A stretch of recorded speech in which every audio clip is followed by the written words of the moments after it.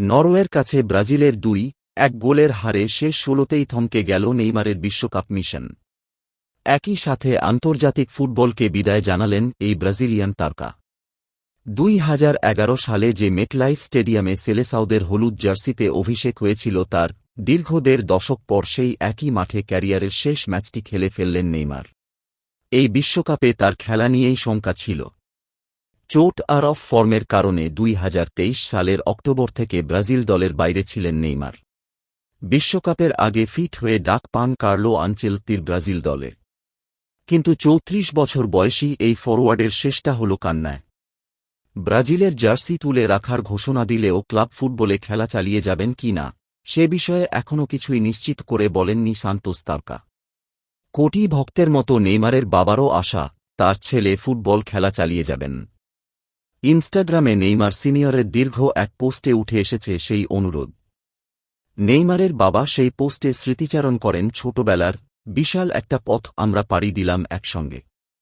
বাধা ছিল, বিপত্তি ছিল, কষ্ট ছিল, কিন্তু পথচলায় ক্লান্তি ছিল না। এই তো সেদিনের কথা, সেই ছোট্ট ছেলেটা পায়ে ফুটবল নিয়ে যে স্বপ্ন দেখত।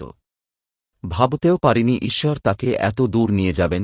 অল্প বয়সেই বুঝতে পেরেছিলাম তোমার মধ্যে বিশেষ কিছু রয়েছে। নেইমারের ফুটবল যাত্রায় সবচেয়ে বড় সঙ্গী ছিলেন তার বাবা। সেই কথাও এসেছে দীর্ঘ চিঠিতে, পুরো পথটার সঙ্গী ছিলাম আমি। তোমার প্রথম গোল, প্রথম সাফল্য, ফুটবলে অভিষেকটা স্মৃতিতে অমলিন। সেখান থেকে তুমি বিশাল সব স্টেডিয়ামে গেলে, ট্রফি, বিদেশ ভ্রমণ, ব্রাজিল জাতীয় দলে সুযোগ পাওয়াসবি দেখলাম কেমন করে আমার ছেলেটা বিশ্বের অন্যতম সেরা খেলোয়াড়ে পরিণত হল।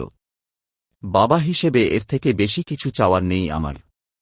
পোস্টে নেইমার সিনিয়রের অনুরোধ, আমরা একসঙ্গে কেঁদেছি, হেসেছি, উদ্যাপন করেছি, আবার শিখেছিও। একটা জিনিস খুব ভালোভাবে বুঝতে পেরেছি, কোনোটাই সম্ভব হতো না যদি ঈশ্বরের আশীর্বাদ আমাদের সঙ্গে না থাকত।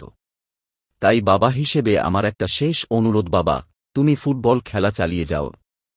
নরওয়ের বিপক্ষে ব্রাজিলের একমাত্র গোলটি নেইমারের। হারের পর বিদায়ের প্রতিক্রিয়ায় জাতীয় দল থেকে অবসর নেওয়ার ইঙ্গিত দেন নেইমার, আমি চেষ্টা করেছি, সত্যিই চেষ্টা করেছি। এখন সব শেষ। এখানেই আমার শুরু হয়েছিল, এখানেই শেষ হল।